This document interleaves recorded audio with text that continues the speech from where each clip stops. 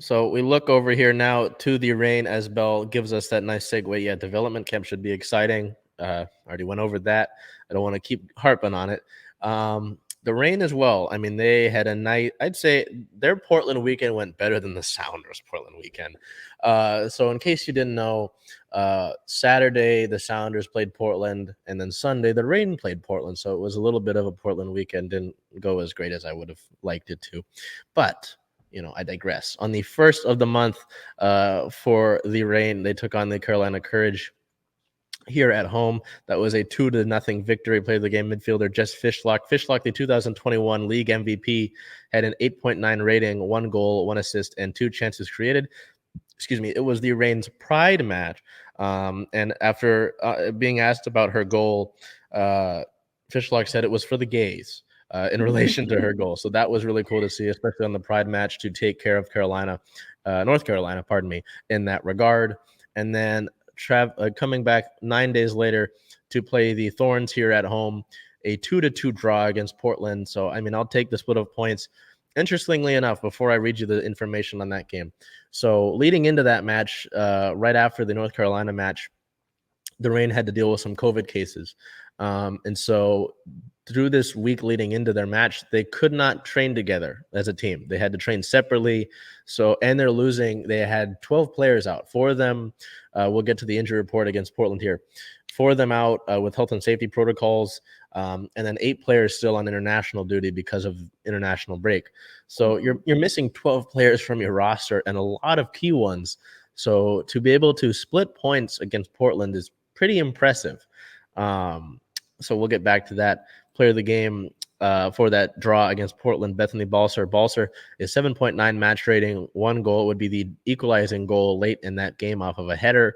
70% passing, 1 chance created, and 2 total shots. So again, I mean, just think about that. You're missing 12 players from your roster, several key impactful players.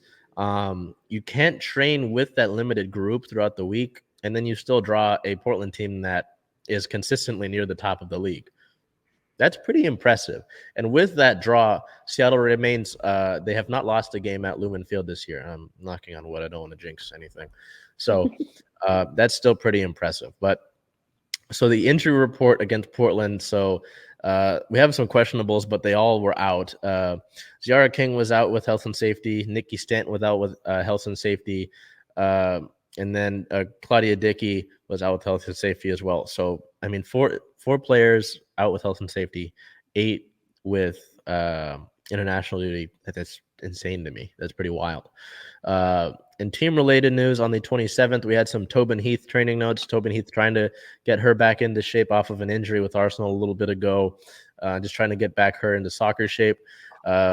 When she joined the team on the 27th, she was fully involved in training, said she felt great. Obviously, I got to get back into shape and work back into playing, but that's the exciting part, being back on the pitch. She said in regards to the injury she suffered at Arsenal, she said everybody was super welcoming and the session was chill. So she, as you can see with the photo here, she has been at games. She was on the bench for the Portland game, but it was decided the morning of that they weren't going to have her involved. They want to get her. They want to be cautious and not rush back into things. So when you get Tobin Heath back, though, it should be a great addition, especially considering that you've got a bunch of players out still with international duty. Kim Little. So since we missed you last, Kim has come back to the States and she's joined the team and she's been playing. I know that was something that before we were like waiting for it with the visa process, and that's kind of all through the government. We couldn't do anything about that. She's back. So on the 27th, we did get an update on Little. They didn't know when she would come through. On the 30th, she would come to Seattle officially. After a visa setback, she arrived and hit the ground running. She was joining. That day, she got into a training session with the team, as you can see in that photo there. And she's been playing with the club. She played with them during the Courage match and this Thorns match. So good to see Kim Little back, and excited to see what she can add to this club until her loan is up in about, I'm hope the Reign have talked about getting it extended, considering that it was supposed to end around the beginning of August, and with the visa setback, you lost a few weeks. So we'll see if that's possible, but at the moment we don't know. On the 1st, Megan Rapinoe was honored with the Presidential Medal of Freedom. It is the highest honor a civilian can receive in the United States. And Sue Bird, actually, I apologize. I should have put that in the notes. That's not on you, Bel. The Sparks game where the Storm absolutely torched the Sparks. Yeah. Sue Bird was not there for that game. Because she was with Megan there as she received the honor at the White House. So that was pretty impressive to see. And that's really Megan cool. is the first soccer player to receive the award, right? Yes. She was there with Simone Biles. That's really cool to see, especially when it's someone. I always say it, when it's someone from around here, I get excited because you like rooting for people from where you're from. So that was really cool to see. Also on the first, as national team replacement players, as I mentioned, with the national team players out of the lineup, the team signed Ryan Brown, Ellie Burris, Jody Olkel as national team replacement players.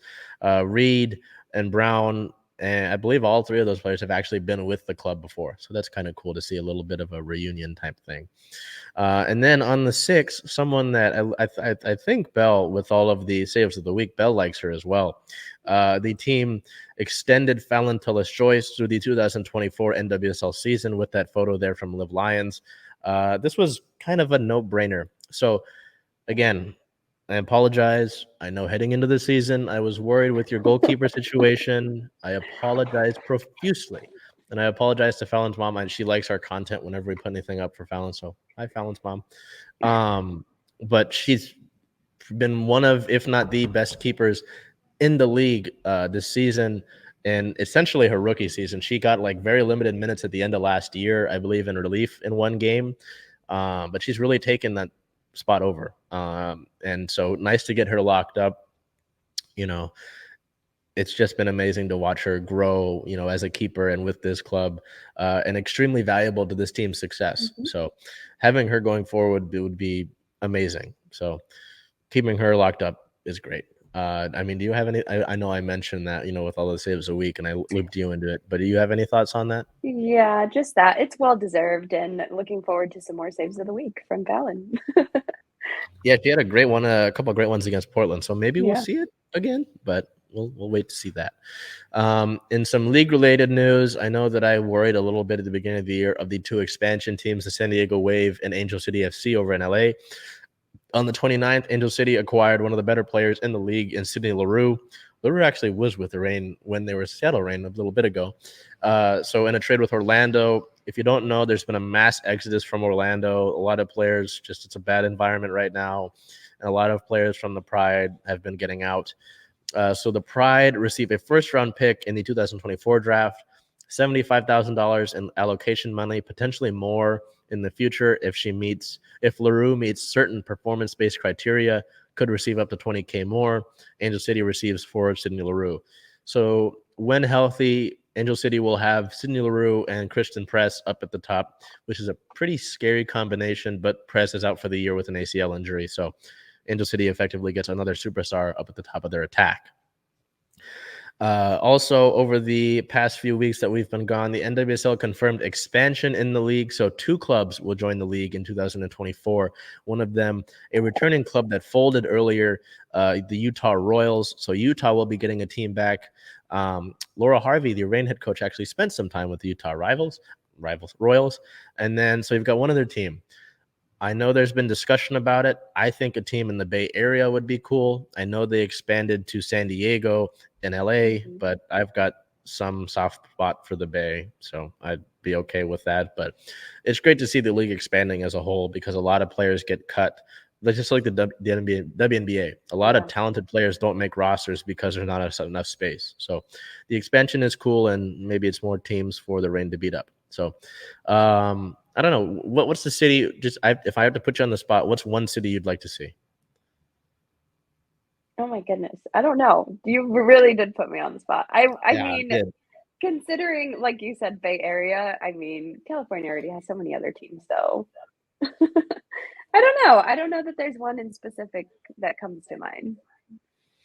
I know that in relation to what you said, the argument was made that if there are cities that want to welcome these teams, especially in a league that's growing, go for it if the market is there. But I do understand that. So, I'm sure there are other markets around the country that would take it. So I think you'd go with that. But someone raised the idea of Las Vegas, and I talked about it with MLB earlier.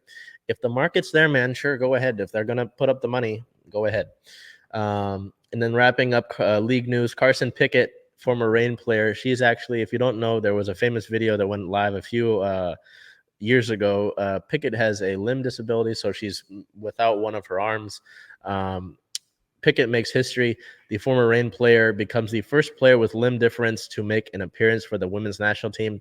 And actually, over the past weekend, she scored her first NWSL goal. So that's great for Carson Pickett. Carson, so from what I've heard, especially from the Courage PR head the other day with that Courage game I was at, an all-world person. So great to see that there. As we look ahead for the Reign here, they're not back at Lumen Field until August 7th, but I implore you to get out to these games. Just like the other games that we have around the city with the Mariners, they've got a great atmosphere right now with the playoffs, with the playoff spot they're in. The Storm, there are, I believe, 5 games left at home in Sue Bird's final season, so please pack the house. Bel and I will be there, throughout those games. The Sounders, I mean, they won CCL, that's great, but they're looking to get back into the playoffs and win another MLS Cup. You can't go wrong with any 4 of those. But if I have to implore you to go to certain ones, I implore you to go to the Reign ones first. They've set the standalone record for attendance the last 2 games they've played in at around 7,000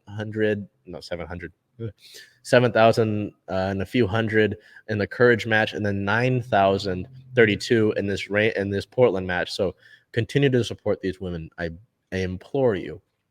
But also get out to the ballpark, get out to Lumen Field, get out to Climate Pledge Arena. Really go out and show yourself, because I know we'll be there, and we're the only people in this city that are at all 7 of these sporting teams events. So we'll be there, but I implore you to be there as well and to really go out and support these teams, because I can tell you, as someone who's been at these games, the roar is different in this city from what I'm here, from what I've heard, at these different cities. So I implore you to help be a part of that. Looking ahead, the Reign have a 4-2-5 record. That is 4 wins, 2 losses, and 5 draws. They are 4th in the NWSL as a whole. Looking ahead, they are on the road next July 17th at the Kansas City Current. That is a 4:00 start. And as I mentioned, they don't get back to Lumen Field until August 7th.